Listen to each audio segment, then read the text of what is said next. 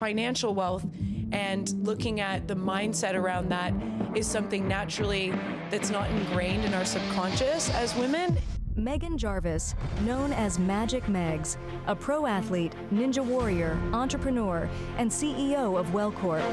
Meghan's journey spans from world-class BMX racing to professional basketball and corporate wellness, transforming the lives of women by empowering them to break boundaries, embrace wellness, and achieve financial independence. The best investment is investing in yourself, investing in your mindset, doing the work to let go of that baggage and things that are holding you back. Real estate underpins every person's fortune in almost all industries. How did you believe in yourself? Yeah, I can do this. You always have a chance. Just go for it, see what happens out of it, and don't be afraid to try. What's the main common barrier that a lot of people that come to you would have? The number one barrier that people think they have right away is I don't have enough time. But when we dive deeper, it's not just I don't have enough time, it's actually that I'm not good enough. Welcome everybody to today's podcast. I'm absolutely excited to introduce our guest, Meghan Jarvis. Meghan's journey is nothing short of extraordinary. From her days as a world-class BMX racer to playing professional basketball, becoming a ninja warrior, and even working as a stunt woman in major films, she has constantly broken the boundaries in male-dominated industries. Beyond sports, Meghan is a successful entrepreneur, leading corporate wellness through her companies Wellcourt and Buzzville. And Meghan's mission is to bridge the gap between physical health and mental well-being, as she has helped thousands achieve personal and professional breakthroughs. But today, we're going to dive deeper.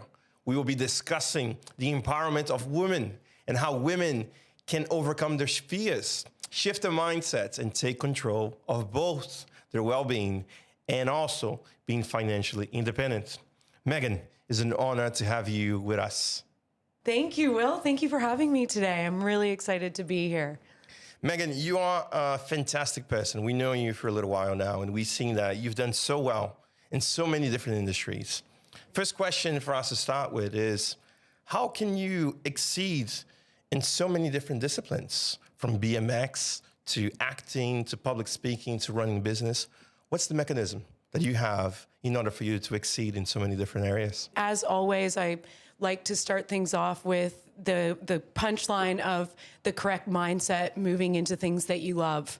So although it's a few different verticals that you mentioned, even recently I've gone into fashion and done something that really scared me my whole life and done a runway. I always wanted to excel or try those new areas. So using the same mechanism in all of the verticals and ensuring it was areas that I was super interested in, it helped me throw the blankets off in the morning and get up early. I'm always excited for what's to come in that day. And my personality is one that I do like to switch it up. So if I was doing the same thing, I get bored. I like to have it interesting, keep me motivated. Yeah. So it comes really easy for me to go into stunting, for example, on a film set. Every day is different. One day I'm riding a bull, the next day I'm riding a BMX bike, and I enjoy that diversity, but always coming into it the same way with the mindset that I can do it. And to not be afraid to fail. That's probably the key when it comes to those different verticals. That's amazing. And let's just stay with the stunting for 1 second here. Okay. Because I watched the Elvis movie. Yes. How did that happen? Okay, well, I like to always I said to my parents, this is my most dangerous stunt that I've ever done, because I had to kiss Elvis over and over 30 times in a day during COVID. So a lot of mouthwash was used. I see. So, you are a risk taker. Yeah, absolutely. Right. Yes. And it was like kissing the real Elvis. Austin Butler is just an amazing guy on stage, on set, and backstage. Personality, the guy's such a nice guy to work with. So that made it easy. How Elvis came about, they were looking for a diverse female that could go into action shots of being a fan that is unbelievably in love with Elvis and wants to get a huge kiss from him to getting thrown across a police car with legs flown in the air, slammed down on the police car as Elvis was leaving a concert, for example. Got it. And so I was really excited to do both stunts, both kissing Elvis and getting thrown across the police car. Here we Both go. excited. That's exciting. And put my hand up and wasn't afraid to get told no. And again, just go for it. Don't be afraid of what could happen or if that you will fail. I think that a lot of people, and this, I mean, some great actors say this often, bite off more than you can chew and then figure the rest out later. And so going into getting thrown across a police car, I did not have traditional stunt training on how to do that. I learned as I was on set. We practice on the weekends, and then I went into that role feeling confident. But I learned how to do that in about 2 weeks' time. So, Got it. I mean, you did do Ninja Warrior. yes, yeah. How was Ninja Warrior? How did you get to Ninja Warrior? Is that sort of like the same mentality? People are just looking for things. You'd be like, I can do this. I was told because there's an American Ninja Warrior, as we all know, and that was on the air for, I think, 5 years before we had an Australian Ninja Warrior. Okay. And as that was coming out, all of my best friends, because I do high kicks, I jump off of things and I'm doing stunts, were like, that is the show for you. You need to go and be on American Ninja Warrior. Being Canadian, I was close to getting on American Ninja Warrior, but as soon as it dropped in Australia, I put my hand up, went for it. There were thousands of applications across Australia. Again, people will look at that and go, there's, over 50,000 people that have applied. What chance do I have? You always have a chance. Just go for it, see what happens out of it, and don't be afraid to try. And yeah, we were fortunate enough. My good friend Espen and I were able to make the first season, high five each other, walking out of the tryout, and the rest is history. Fell in the water, and that was a great trial. Didn't make it to the finals, but continued to train and still continue to train in that sense of being a Ninja Warrior. So it's fantastic. That's amazing. That's amazing. I really love, a lot of your story.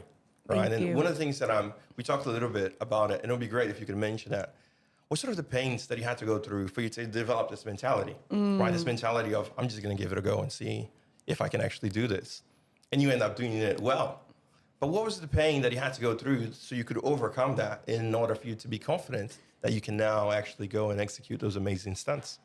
Absolutely. And going back to, the hero's journey and something that I'm really passionate about with that learning, I had to dive deep into my past and really figure out how did I get this mentality of becoming so fearless. And it started at the age of 5 when I became the first Canadian national champion of BMX. Okay. And that was, I'm showing my age, but back in the 80s when there were no female riders back then.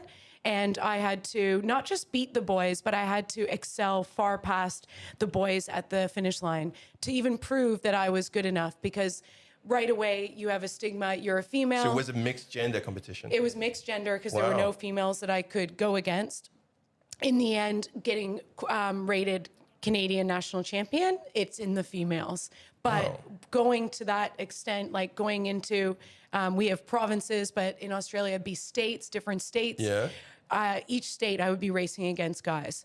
And I mean, right away, that's touching on the diversity and what I needed to overcome as a child. So I grew a thick skin from those early ages. And if we do learn most things before the age of 7, I learned at a very early age, being a tomboy, going against the guys, it's okay to get gritty. It's okay to fail and to just keep getting back up and keep going. And literally in a BMX race, that's what you're doing. You're getting back up, finishing the race, covered in blood sometimes, and, ensuring that you try again the next day. Getting back up was one of the things that sport really instilled for me. And then overcoming adversity with regards to having to beat men all the time. And it didn't stop there. Then I went into hockey, ice hockey, which again was predominantly a male sport. I had to get changed in the janitor's room because there was no female locker room. So for those women that are coming up now in the ranks of AFL, I know what you're going through. I know the struggles, and it makes you a powerful woman or person after you get through those struggles.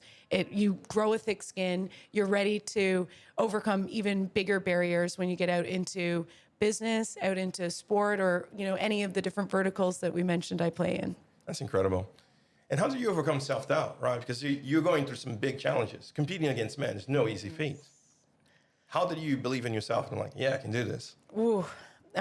Self-doubt is probably the biggest one I get asked about, and it's what I do training around. Being a kinesiologist, exercise physiologist, a lot of people think I play in the gym and I just work on nutrition and fitness, but mindset is the biggest piece that we actually work on with people. It's how do you overcome self-doubt that you're not just going to drop out of continuing to train or continuing on the path of your keto diet or whatever nutritional plan that you're on, and ensure that you continue to grow and expand. Self-doubt, like the number one thing, is to keep taking action. If you continue to get back up, continue to understand that you will fail, but failure is a success because you learn something from it. That's a hard one for people to swallow. 100%. Failure is a success. Failure is a success, Julie de Lafitte, just in case you're watching this. We've been taught in a society, this is the number one reason or number one issue we have in society, is that we've been taught that it's going to be easy in life and things are just going to come to you. That's why our parents have to get on our backs to make our bed every morning, brush our teeth. And then when we get out there, we're kind of lost. We're like, oh, am I meant to do this? Or I don't have anybody yelling at me to do it anymore. Do I continue? And then we can go into a downward spiral of self-doubt, shame, fear, all of those lower level of vibrations. If we're able to actually step back and go, life is not easy, and if I do fail, I am learning from it. And so what I was going to say is, we've heard that before. Everyone watching has heard that if I fail, I'm going to learn something from it. I know you've heard it. What you haven't heard is you need to remind yourself of that every single day. It's not I've got it one time, I'm good. I need to remind myself every time I get on stage. This past weekend, hosting the biggest fitness conference in Australia, I had to remind myself, I've never done this before. I've never hosted this large conference. If I'm not very good, I've learned a shit ton of how to do it even better next time. And I know that I'll become a better host in the future. And I need to constantly remind myself, with that self-doubt that we all get, it's normal. Don't be afraid of self-doubt. Even if you're a world champion, you will get self-doubt. Believe me, you probably even have sometimes more self-doubt because you put more pressure on yourself. You need to continue to remind yourself it's okay to fail. You're going to fail. Learn from it. Get back up every day. It's very interesting, right? So the continuous reminder that you need to overcome your mental barriers. And when you see that, what's the mental barrier that you, as been speaking to so many people on a daily basis, what's the main common barrier that a lot of people that come to you would have in business, in life, in investing? What's the sort of things that when you speak with them, you realize, well, this is something you actually need to work on? Yeah, cool. I love this question. We were just going into this on the weekend. The number one barrier that people think they have right away is, I don't have enough time. So they'll say to me, Meg, I don't have enough time. And I get that. We all, time is minimal. We're all looking for the easy, quick fix now. How do we fast track our fitness, our wellness, our mindset, our financial growth? I want it now. But when we dive deeper, it's not just, I don't have enough time. It's actually that I'm not good enough. Okay. So if you actually get down to the bottom of the crux of what people are feeling, they're feeling like, I'm not good enough to do this. I'm not good enough to be an Elvis and kiss Austin Butler. If you're enjoying this conversation so far and you would like to learn more about what JDL Strategy does, please scan the QR code below and we would love to book a complimentary session with you. So the best investment, and I think we'll get into this deeper, but is investing in yourself, investing in your mindset, doing the work to let go of that baggage and things that are holding you back. Write the letters to people that you believe are still coming into your field, and say, I'm sorry. Let those things go. The more that we're releasing, the more we build space to let new things come in, and it enables us to get rid of that self-doubt. Even if we've had a tough childhood, it's interesting because I often get, I've had a tough childhood in this area, this area, this area. And there's two paths of clients that we get. One, that they play victim and they remain on that path. The second, it's the Oprahs, it's the leaders that have taken their adversity and their traumas and turned it into triumphs, and it turned it into their power. They're like sword that they go out and actually like slice through life in a way that we admire them because they've overcome that adversity at a totally new level. So I think that's important to remember, that we all have self-doubt, and to not be afraid of stepping further into it, finding what that self-doubt is, and then really going into, I can get rid of this self-doubt using simple tools that, they're out there, but a lot of the time you need a coach to implement them. You need accountability. 80% of people in life need accountability. And those 20% need, and this is an interesting thing, they need 3 people in their life that they can call at any time and vent and say, this has come up, I've got all this shit on my mind. And if you have 3 people in your life as you get older, this is the newest longevity stats that is backed by science, coming out this year in 2024. If you have 3 people in your life that you can actually call and vent to and explain your troubles to, and your doubt, your self-belief of why you're not going to succeed, you can extend your life 7 to 8 years. Wow. So with what we do is active aging and longevity and how people can live longer, healthier. I'm not selling myself as a fitness nutrition professional with that stat, but we also dive into mindset. Now that you know it, you need to think about those 3 people, send them a text, give them some gratitude today. But that's the same amount if you go to the gym and do strength training and eat properly. You extend your life 7 to 8 years. So what's easier, having 3 people you can call, or being really diligent on your health and wellness? Yes. So this one's a lot easier. It's a quick fix. It's just ensuring that you've got those people in your life that can help lift you up. It's a quick, easy one. That's very interesting, Megan. And how do people then, if they have the people that can help them, they're overcoming self-doubt, what happens if another monster creeps in? The monster of anxiety. How then you manage those things? Because it's one thing that I see over and over, and especially here, managing, a large corporation here, is lots of anxiety everywhere from the people that work here, and we love the people that work here. But it is a part of the human condition right now in 2024 that everybody has a lot of anxiety. How can people deal with anxiety? Because they will have it anyway. So how do you find that perhaps in your career you were able to deal with anxiety in a way that it didn't cripple you, but you were able to overcome that? We deal with stress and anxiety being in corporate wellness all the time. I believe that we mask and say other issues are coming up, but always deep down, stress and anxiety is the number one thing that these victims or people that are going through issues in life or issues in their company are experiencing. Again, when we dig a bit deeper, it's that it's stress and anxiety is creeping up and they're not able to control it, which is totally normal. Again, normalizing it is a very important thing to do. So I was out for dinner with my best friends back home in Canada last month, and 9 of the 10 women at the table had a psychologist. Wow. And we're open to saying, yes, I see a counselor and I talk about my issues.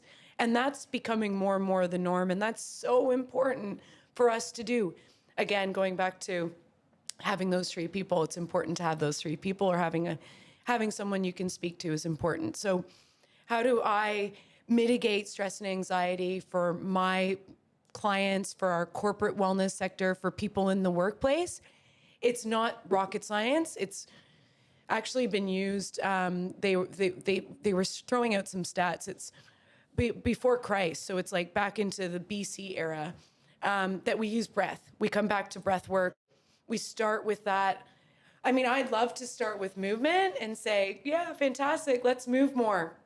I'm a big advocate that movement is medicine, and movement really does scientifically decrease those levels of cortisol and all of those things, because it releases the good levels of dopamine, which is bringing down those levels of stress, anxiety. So from a science-based level, we can use movement as medicine. The easier way that I'm finding is starting with breath, doing some breathing exercises. And within an office environment, the number one thing, and now there's tons of different wellness companies coming up that are similar to mine. Yeah. Not the exact same, but they focus on stress and anxiety out in the mining sites, out in the areas that really need it. We know that the highest suicide rate is men 25 to 45, and a lot of them are blue collar, working in the mining industry or working in the sector that we specialize in, which is steel, aluminum, those tougher sectors that they're working 12-hour shifts, have no break. When it comes to those, it's really about communication within the workplace and being able to speak what's on your mind. The reason we get so much built up stress, one, is because we don't know what we're meant to be doing. Yeah. So there's a communication lack of responsibility and lack of the responsibility of the leader giving them, this is what you're meant to be doing today, because we get anxious when we don't know what we're meant to be doing. And then the second one, once we know what we're meant to be doing, what are our KPIs? What are our goals? What are the things? And having the ability to speak. Hey, this is an issue. Sally is picking on me in this regard. What should I do about it? And having the ability to speak to your middle management, speak to your upper line. And we're finding that that's a niche in itself. Communication within the workplace, decreasing That's stress right. and anxiety that way. But for myself, and where we really specialize in, are those practical applications beyond just structuring your business differently for yourself, beyond looking at the four walls of JDL. How can you decrease your stress and anxiety at your desk? Start with some box breathing. Okay. Start with some hydrating more, like have a reminder that pops up that says drink more water and move more. Get out on your lunch break. Don't sit at your desk at your lunch break. Then you get accustomed to eating at your desk and doing everything at your desk. It doesn't feel like work. It's just where everything happens. Correct. It's the same as sleep. So one of the biggest things with sleep, and pardon my crudeness, but you're only meant to sleep and have sex in your bed. That's it. It's for two things. If you're taking your phone into your bed, if you're taking your computer in there, it's actually subconsciously making your mind think, I do more than just sleep in my bed, and it's keeping you awake at night. So there's a lot of unique studies. We all know, get the phone out of the bedroom, have a really dark space. And that, like sleep is one of the main reasons we have stress and anxiety as well, because we can't get to sleep. And once we start to overcome, right, we start to get sharper in our mind, we start to get sharper in our body, we start to move and plan things, then the next step is, what should we do, right? How then we find the right information for us to start succeeding in other areas of our lives? When it comes to finances, when it comes to business. For you, how do you find that if you are going out there and actually developing a business or developing a career or developing an investment portfolio, what's the thought process for you to go out there and actually find the information that you want in order for you to get the goals that you're looking for? Oh, again, love this question. With my industry, the biggest thing is that there's too much information. So a U.S. study that's come out last year is that for the first time in history, I'll repeat that, for the first time in history, our lifespan is decreasing. That is not decreasing. So we're actually going backwards. We've got all of the medical devices and ways, gene therapy, you name it, but our lifespan is decreasing. And it's not due to lack of information. It's due to the overload of information. How do I decrease my type 2 diabetes? I'm going to go on YouTube and watch all of these influencers discuss how to decrease type 2 diabetes, when it's the same thing that we've always known. Sugar is the number one reason that people are getting these types of diseases. Sugar now just came out that it equates to Alzheimer's, and it starts as early as 40. So I'm right in that bracket going, sugar is gone. I've hit 40. I need to really watch my sugar intake, because we always knew it led to type 2 diabetes, but now it leads to early onset of Alzheimer's. And it also is really prevalent that if you start decreasing sugar levels as early as the age of 40, you'll expand your life and decrease the risk of Alzheimer's. Side note. But going back to your question, how do we make sure we're getting the right information and not getting overwhelmed by the amount of information that's out there? We need to go to those, and it's where the future of our purchasing, if you study sales and marketing, if you know Russell Brunson, one of the gods of our era when it comes to ClickFunnels and marketing and sales, they will tell you that we go to 90% of us will go to our friends and people that we know, like, trust. So brands are going to start switching from a general big box name to a brand like Lorna Jane. I want to buy tights because activewear because Lorna Jane is making them. Or my favorite is Cara Lee here on the Gold Coast, for example. So we buy from people that we know and we like and we trust. So further to that, we're going to see a huge shift, like more and more into that, unless we're frugal and really trying to save money, and we'll still go to those, you know, Big W or things like that. But more and more people are looking to go to their local supplier, their local markets, or in this case, trusting JDL, knowing yourself, knowing Julio. That's a really big part. So if you're referred to a company when it comes to growing your finances, growing your wealth, you're 90% more likely to commit to that company. And for myself, that's exactly what I've done. I only go and get involved and partner with people with a proven track record that I know, like, and trust. So with JDL, that's a great example. Right now, we're partnered with Technogym, which Technogym is the largest fitness supplier in the world. You might have seen their equipment over in Paris. When it zooms out, all of the equipment for the Olympics is Technogym, and that's what the athletes train on. They have the contract for LA and Queensland coming in 2032. So you want to go with someone when you're building your wealth. You want to ask those that have done it before. We know this. We want to look up to those that have done it. They have a proven track record. And for myself, because I'm in the industry and I'm an entrepreneur and I've got a lot of female friends and male friends like yourself, I will ask you guys, where should I go to buy my first property? Where should I? So with JDL, I trusted JDL right away because JDL worked with one of my best friends, Espen, and he backed you guys and said, JDL is who you should go with buying your first property. And now they're who I suggest to my friends because of the success I've had with you guys. So I think that's the biggest thing when it comes to all of the information out there. If you're looking for information on health and fitness, you want to go to those that are using science-based evidence that you know, like, trust. You know, the actual people that are playing in the longevity space or decreasing cancer risks, whether that be in pharmaceuticals or, for myself, holistic health. You choose your vice. It doesn't matter, but go to someone you trust. And one thing that we find with you, with Espen, with some of the great people here at the Gold Coast, is just this close relationship. And it's the same for us as a company. That's one thing that me and Julie have been talking about a lot is we really like our clients. Yep. Like, we hang out with our clients, we party with our clients, we go for dinners with our clients. And I was like, this is like old school, like, those little towns where, the baker, the lady at the bank. Feels like that sometimes here in the Gold Coast because we know everybody here. I love that. But it's something that we really enjoy it. And we said to Julie, we're actually moving into not just making JDL the brand, but everybody here. It's the community branding. Yep. So it's a community of everybody's associated with us, everybody who works here, everybody who's invested here. And this relationship builds a lot of trust. And I think for us, it's exactly what you said before. Like, we love the people that come to us. And then the same thing is we do business with the people that recommend. Espen recommended us to somebody else, and we did business with them. And then now we started buying some of his suppliers. Yes. Again, this community thing is really important.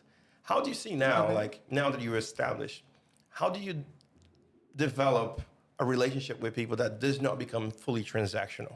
Right? Because we do business with people all the time. Yep. But we want to develop relationships as well. How do you balance those interests of your business interests and your personal interests with people? And how do you navigate those things? Just out of curiosity, really. Yeah, no, I love that question. And that is a very tough area to navigate. In particular, and you'll get this, it ebbs and flows, but running a huge event, and before we started this podcast, we were discussing you guys are off the hook busy because you ran an event and now you've got all these people coming at you.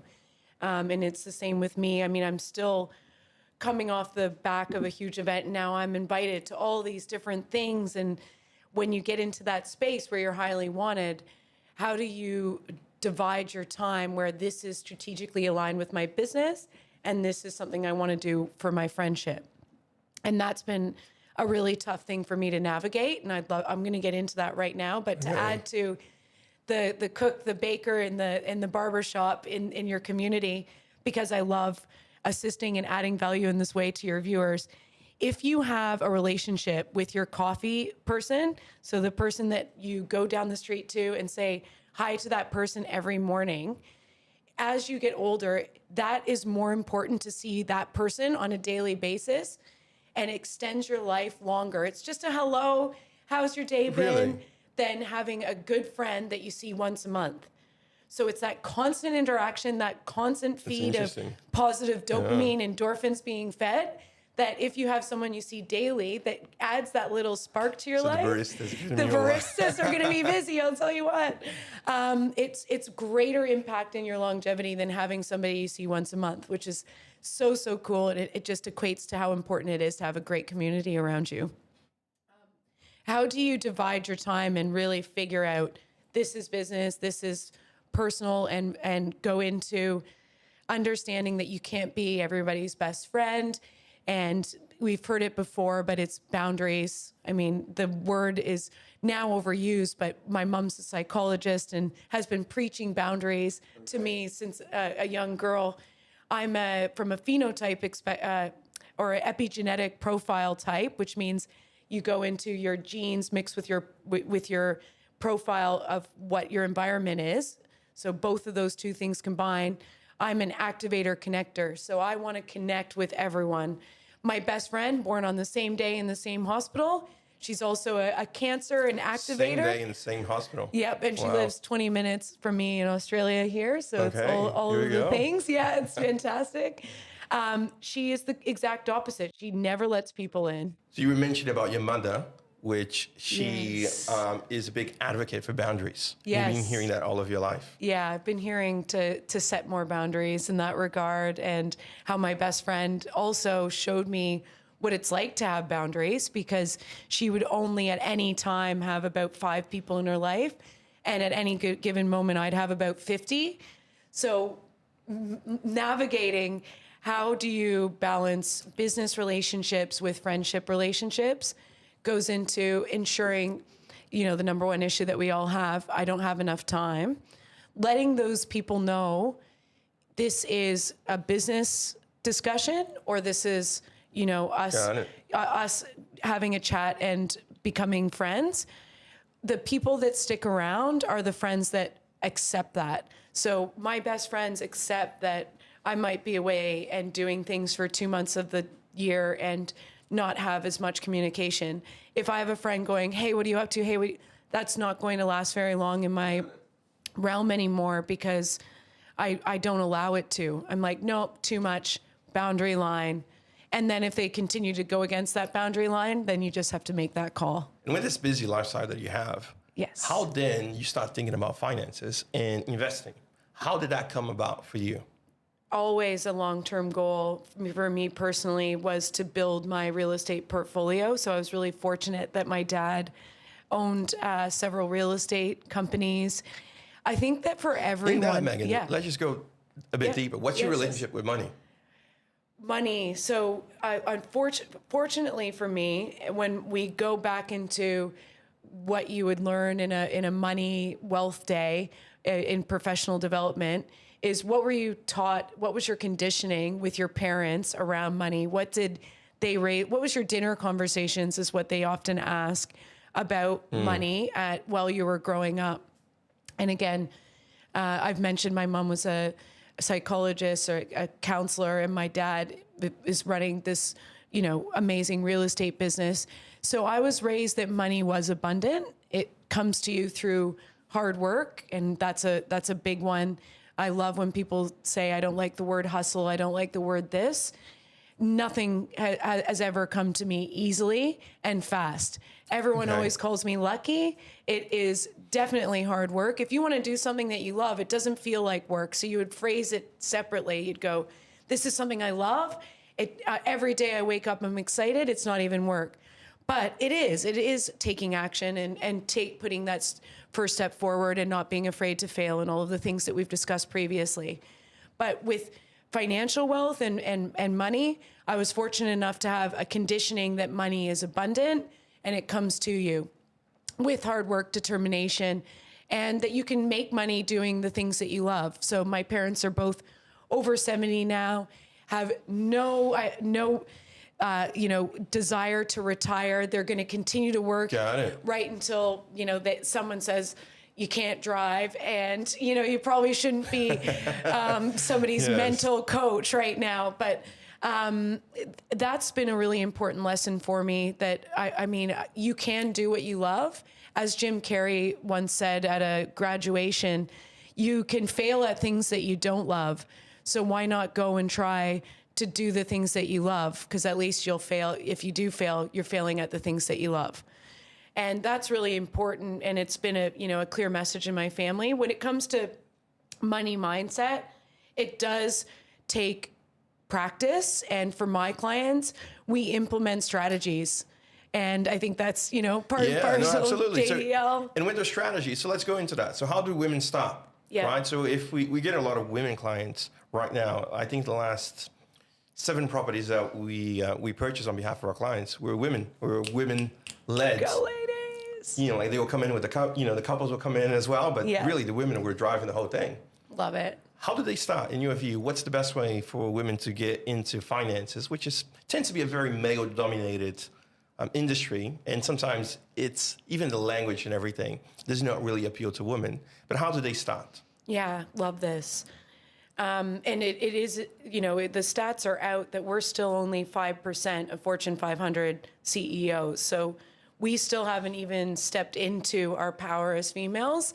Men will say to me in certain industries, oh, well, yeah, there's women coming up the ranks for good reason. We added dynamic to the board.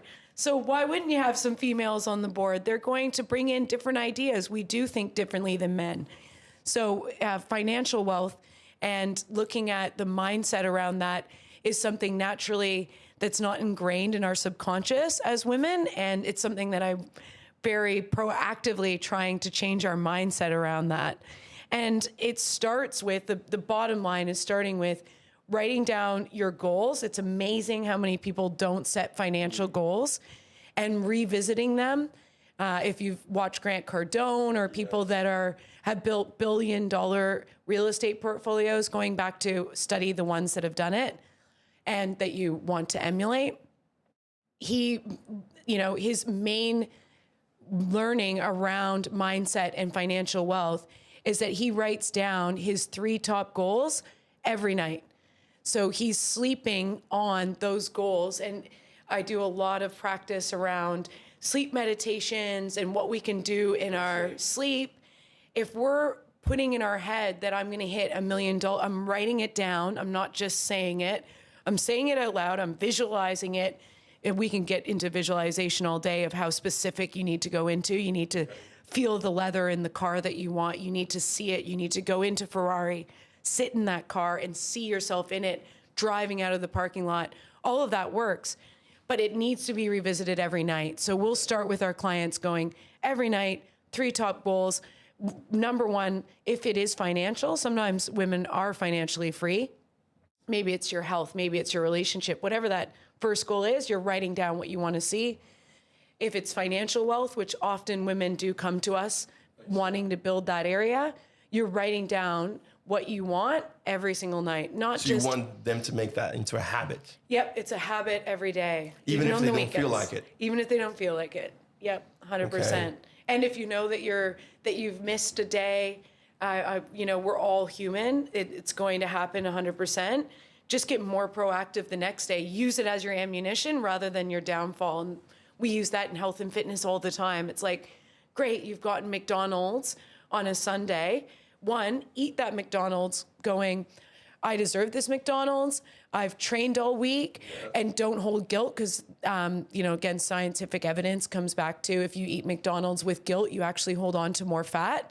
Eat it going, I deserve this. I can have a McChicken today, and then go harder on Monday and use it as your fuel. So we're all about balance. We're all about being realistic. You can go out and have that. It's just keeping your body, for example, in a calorie deficit on an ongoing basis as much as possible, but you're going to have fallout days. And you're going to have fallout days in your mindset when it comes to financial wealth. Get back on the bandwagon. If you're keeping that consistent of the 365 days per year. You're doing it 360 or 300. That's way more than you did last year when you did none. Correct. So just keep getting up, keep writing down that goal before you go to bed or in the morning, whichever one best suits you.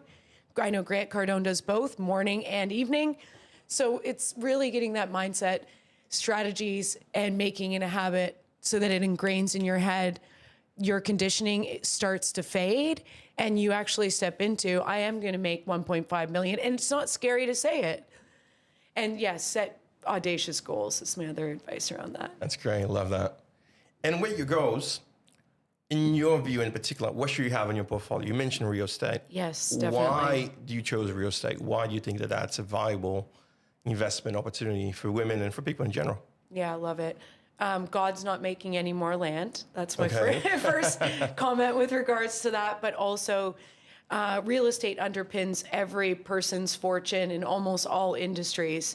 So if you look at your great mentors, most of them, I think the stats are like 98% of them have real estate that they are then using the equity out of to play with. I mean, a great example is Robert Kiyosaki. Yes. Everybody thinks his wealth came from education, but his real estate portfolio of his and his wife is over 15,000 properties.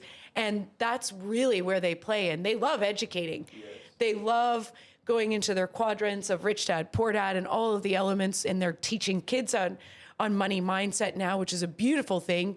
And I'm still, toying with the fact that we don't educate our children around money mindset. I think that's going to become more and more into the forefront as we move forward with Elon Musk creating his kids' own schools around all of those elements. Like, let's look at what Elon's doing. He's changing the world. He's a good example that we should look at and go, oh, shit, if Elon's doing it, maybe it's something I should teach my kids.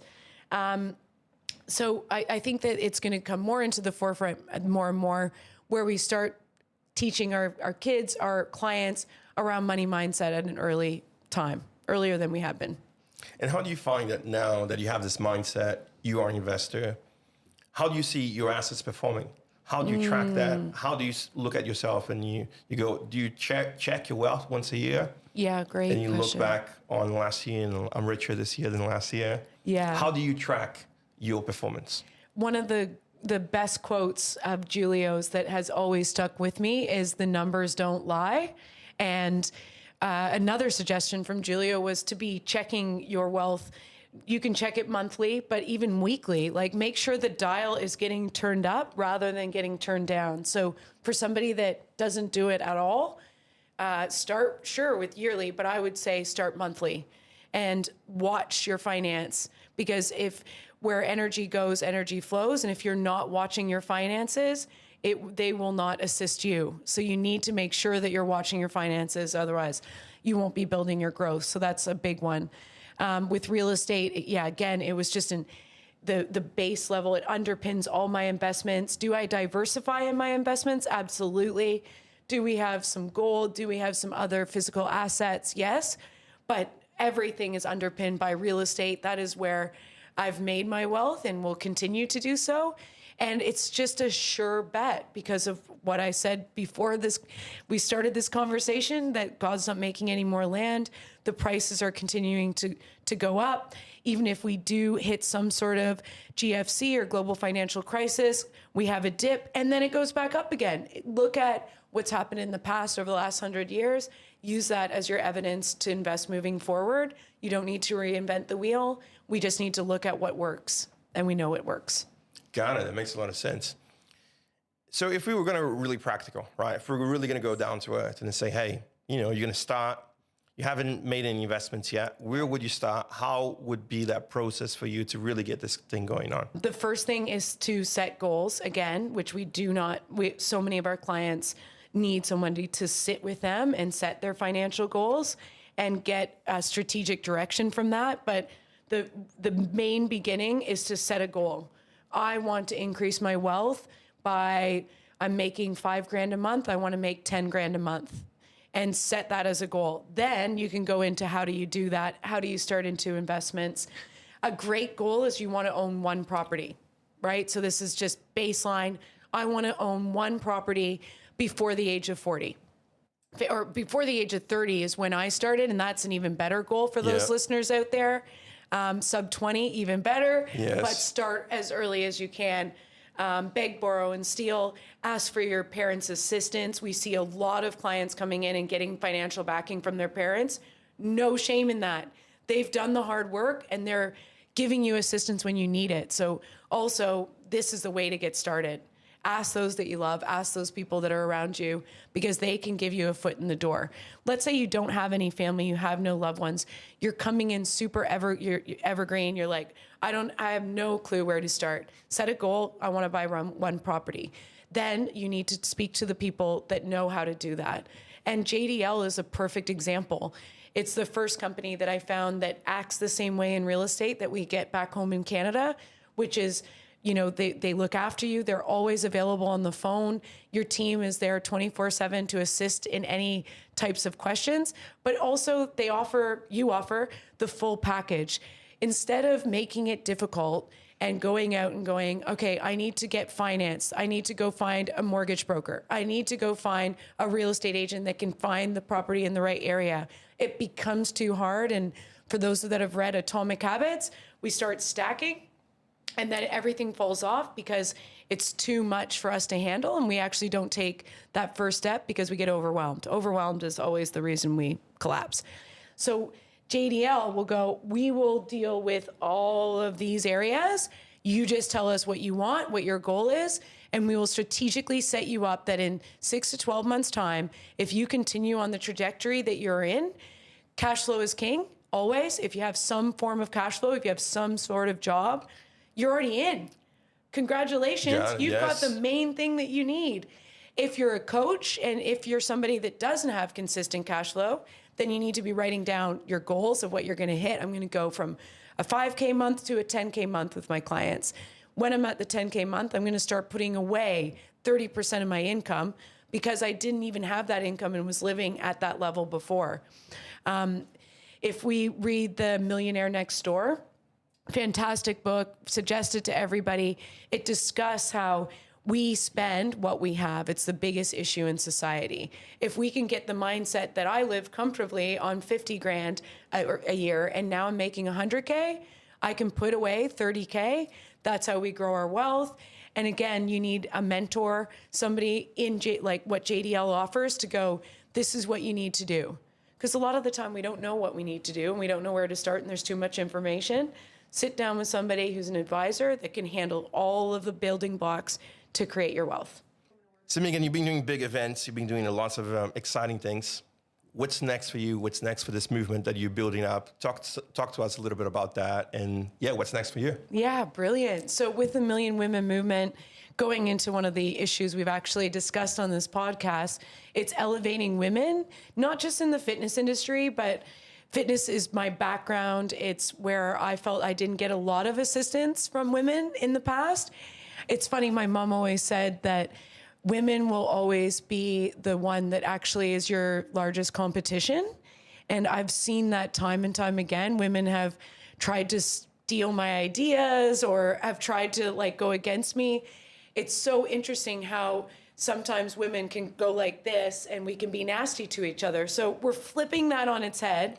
And men don't really experience that issue because with the male dominant area, when somebody's in charge of men are more likely to accept that. It's really interesting in our conditioning, whereas women want to be that woman.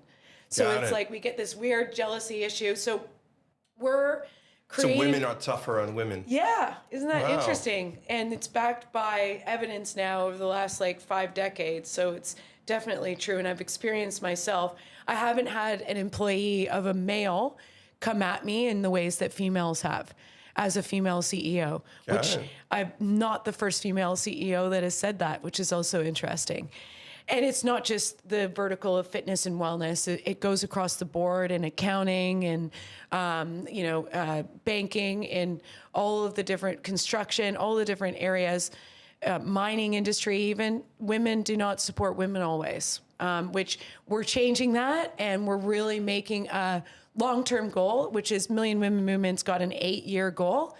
As I've mentioned in the past on stages, we're really good at setting short-term goals as people. Humans are great at that. We're really bad at setting strategic long-term goals, which that's another big tip for real estate. Nothing happens quickly in that game. Set yourself up now for 2 years' time. Start putting away savings and don't get discouraged that it's not happening overnight. It is something that happens long term, and you'll look back and go, wow, that happened fast. And I think we do get to know that more as we get past our 20s and 30s. Time starts to speed up and starts to go a lot faster. So we're like, shit, I need to get things done and strategically set myself up for the future. So with the Million Women movement, that's exactly what we're doing. We're getting men like yourself, Julio, Espen, all of the great male leaders to also come on board. So it's not just females assisting females, it is men assisting females as well. But we're putting a spotlight on female speakers and presenters. We're enabling those in art and fashion, those as opera singers, or those in the fitness and wellness industry in particular, to really take the stage and highlight and spotlight them and give other women the ability to have mentors in those areas and strategically set them up for the 2032 Olympics. So we're helping those women get tenders and inroads. The biggest new thing that we're advocating for and creating in 2025, which we're really excited about for Million Women, is we've brought in Technogym, the #1 equipment company, and Rebecca Frizzell, who is the head of the Olympic Committee. Go, ladies!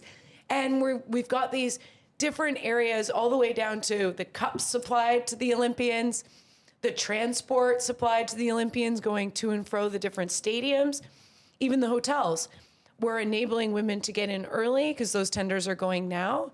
And with that strategic direction, creating this board that we've created in 2024 for Million Women, we're now having this great ability to set women up and really help them expand in areas that I didn't feel I got the assistance in my early 30s.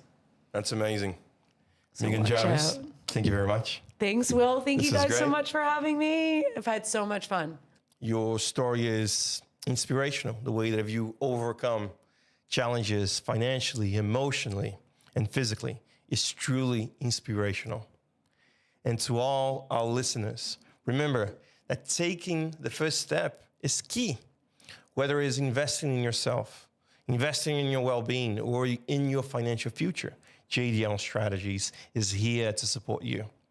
Thank you for tuning in, and until next time, keep pushing forward.